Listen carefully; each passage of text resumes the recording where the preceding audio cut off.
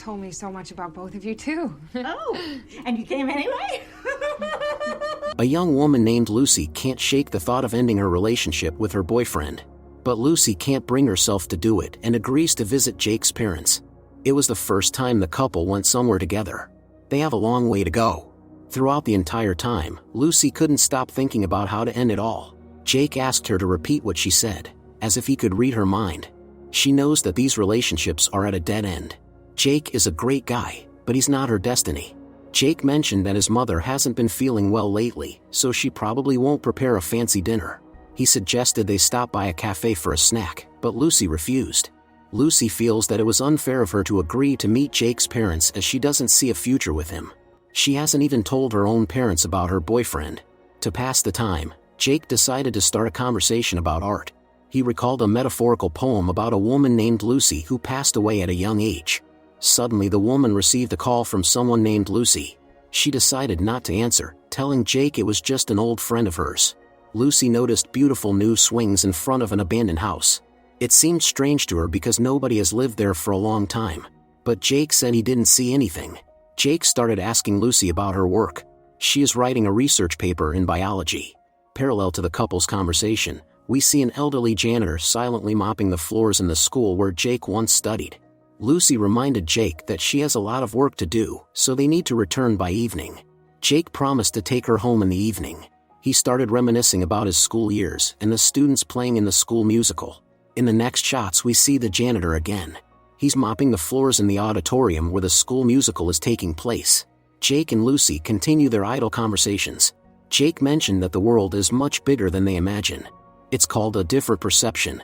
Lucy looks out the window. She likes the oppressive beauty of these melancholy landscapes. It puts Lucy in a poetic mood. Lucy, being a poetess, confessed to her boyfriend that she recently wrote a new poem. At Jake's request, she read one of them aloud. It was a very depressing poem that evoked thoughts of loneliness. Jake liked it, but Lucy can't stop thinking about how to end it all. Finally, the journey came to an end. Jake's parents live on a remote farm. Before entering the house, Jake suggested that his beloved take a short walk after the long trip and took her into the sheep pen. The woman ponders what it's like to be a sheep and live in this gloomy barn. Jake in turn shared that his father had recently been ill and neglected the animals for a long time, resulting in the death of several pigs. Lucy found this story unpleasant. At that moment we see the janitor again. The couple entered the house. Jake called for his parents, but they took a while to come out. While they were waiting, Jake gave his beloved slippers because the house was quite cold. As Jake turns on the music, we see the janitor who was at the school notice the dancing couple. Jake lit the fireplace. Several minutes passed, and the parents still hadn't greeted the guests. Lucy started getting nervous. Jake told her about the basement, a place that still scares him. Lucy finds it strange that the basement door is scratched. Jake said it was done by a dog. After those words, Lucy saw a dog named Jimmy, who took an improbably long time to shake it off. Finally, the parents came down. They were very happy to meet Louise. It turned out that the girl's name was indeed Louise. Jake greeted his parents rather coldly. The father invited everyone to the table, where many dishes were prepared. The parents asked the son's girlfriend about her work. Louise said she was an artist. The father shared his thought that he doesn't like abstraction. But Louise replied that she's not an abstract artist but a landscape painter. Louise was about to show the parents pictures of her artwork. She saw missed calls from Lucy and Louise but ignored it. Louise showed her landscapes, characterized by their gloominess. The father doesn't understand how a painting can convey emotions if it doesn't depict a person experiencing it. Right after that, the mother asked Louise if it was true that she's studying quantum physics at university. Louise confirmed it. The father finds it quite unusual for a woman. The mother, who was behaving very strangely, asked Louise to tell the story of how she met Jake. Louise shared that it happened at a bar near the campus where some quiz was taking place. There was an awkward silence. A couple of minutes passed before Louise continued her story. The parents found an inconsistency in her story. Louise was confused, but not for long. She couldn't believe that only 6 weeks had passed since she met Jake. It feels like an eternity to her. During the break, the janitor watches a movie on TV. An elderly man asks the waitress named Yvonne which burger on the menu is the tastiest, but Yvonne turns out to be a vegetarian. The mother offered dessert to everyone. She baked Jake's favorite chocolate cake. Louise also likes chocolate. Jake looks thoughtful and depressed. He asked the beloved what impression his parents made on her. Louise said that they are good people and that it's a good choice. Louise saw a picture of a child on the wall and recognized herself as a child. But Jake said it was himself. The mother brought the dessert, sharing her illness. She constantly hears hissing in her head.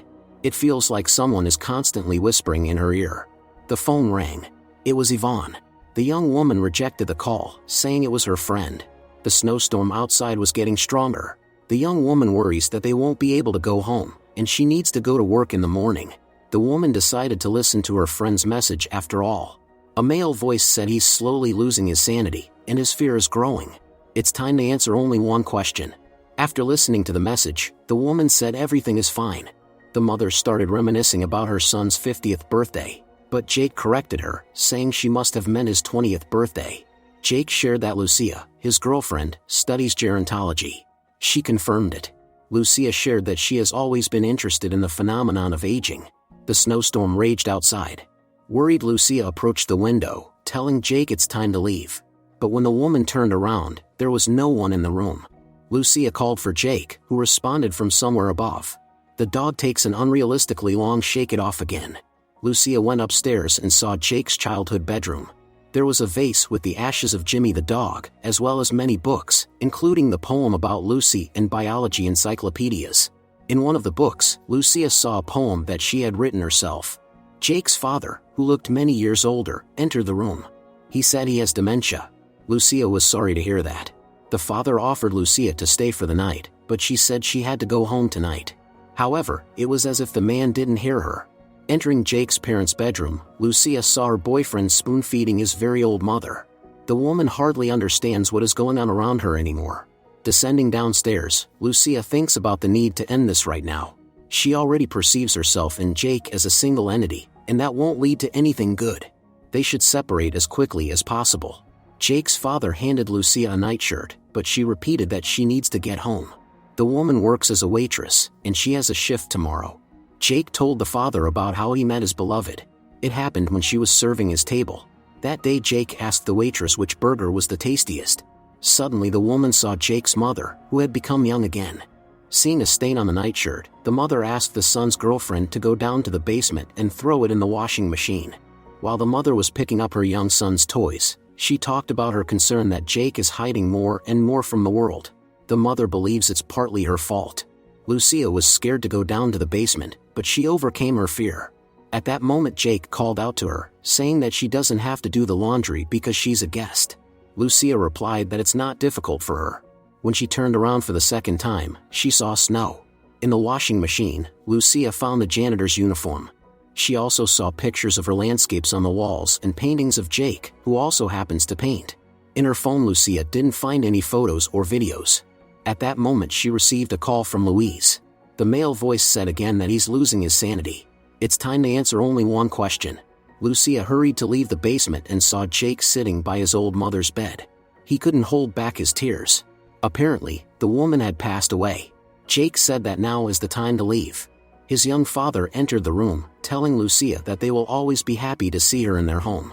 Jake and Lucia driving home through the snowstorm. Jake asked the beloved if she liked his parents. Lucia was confused, not understanding what happened. All her memories merged into a whirlwind of absurdity. Jake explained it by saying that she just had too much wine. Lucia lit a cigarette, discussing with Jake about acting skills, schizophrenia, and symbolism. Jake realizes that his beloved is growing more distant from him. He fears that she will want to end their relationship. Jake can't let that happen and tearfully begins to ponder about old age. He wants to believe that God has a plan for everyone, but in reality old age is torment and hopelessness. Lucia began to argue that overprotective parents never end well, hinting at Jake's mother. Jake objects, believing it's wrong to blame mothers for all psychological traumas.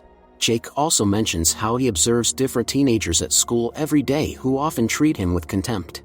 Parallel to his story, we see the janitor. The couple stopped at an ice cream cafe that appeared out of nowhere. Jake finds the idea of eating ice cream in such cold weather amusing. Jake asks his beloved to buy dessert because some of the local waitresses don't want to deal with him. She is surprised but fulfills his request. The two waitresses kept their eyes on Jake, as if each of them used to date him before. The third girl, the most inconspicuous one of them, seems familiar to Lucia. As the couple was about to leave, the waitress tried to convince them not to time travel anymore and to stay here. Their conversation is interrupted by Jake. Lucia still doesn't understand what's happening. The place looks like a stop in the distant past. Later, Lucia asks her boyfriend about that girl. Jake pretends he doesn't remember any girl. The guy barely touched the ice cream, saying it was too sugary. He usually loves sweets. At that moment, Lucia contemplates that this might be the last time she's sitting in the car with Jake.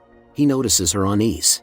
Lucia immediately starts a conversation, wanting to avoid unwanted questions. Despite the beloved's protests, as she wants to get home as soon as possible, Jake wants to find somewhere to dump the melting ice cream. He calls his beloved by the name of Ames. Lucia thinks it's strange but doesn't say anything aloud. Jake turned off onto some gloomy road, saying they are heading to the school where he studied. According to Jake, he suffered every day in that place. Lucia has a bad premonition. She panics and asks her boyfriend to turn back, not understanding how the buses get to this strange place. Jake assures her that there's no reason to worry, because it's just a rural school. The road is too narrow to turn back. At this point, Jake says that objective reality does not exist. This can be understood from the example of colors, which are merely electromagnetic frequencies and exist only in the human imagination. Finally, they arrived at the school. It was a huge building, unlike a rural school. When Jake put his palm on the steering wheel, his hand felt like an old man's. Jake got out of the car to throw away the ice cream in the trash bin. Upon his return, he said that the bin contained technical salt, so they needed to find another trash can. Lucia continued to insist that they should go home right away. She's been saying that all evening, but it's like Jake can't hear her. He suggested going back to the farm since it was dangerous to drive on the roads in such a blizzard, but Lucia firmly stated that the farm was not her home. Finally, Jake agreed with her and apologized. When he kissed his beloved, he thought the janitor was peeping at them. The woman didn't understand what he was talking about. Jake declared it was unacceptable and went to a showdown with the janitor. Lucia is furious. She deeply regrets agreeing to this trip. Lucia calls out for Jake, but he never shows up. She has no choice but to talk to herself. More than anything, Lucia wants to leave. She has no choice but to go inside the school to find Jake. In the trash container, she sees a huge amount of ice cream. Seeing the janitor in the school hallway, Lucia hides. When he leaves, she continues calling for Jake. Every time the janitor passes by, she hides. This time he notices her. Finally, they meet face to face. Lucia tries to explain the situation and asks the janitor if he has seen her boyfriend here. The janitor asks her to describe the appearance of the guy. Lucia confesses that she doesn't remember what he looks like. It's like asking her to describe a mosquito that bit her many years ago. The janitor assures her that Jake is fine because it's safe and quiet here. Hugging him, Lucia asks for permission to search for her boyfriend here. The janitor offers her dry shoes and extends the very slippers that Jake gave her at the farmhouse. However, Lucia politely declines. As she walks away, the janitor barely holds back tears.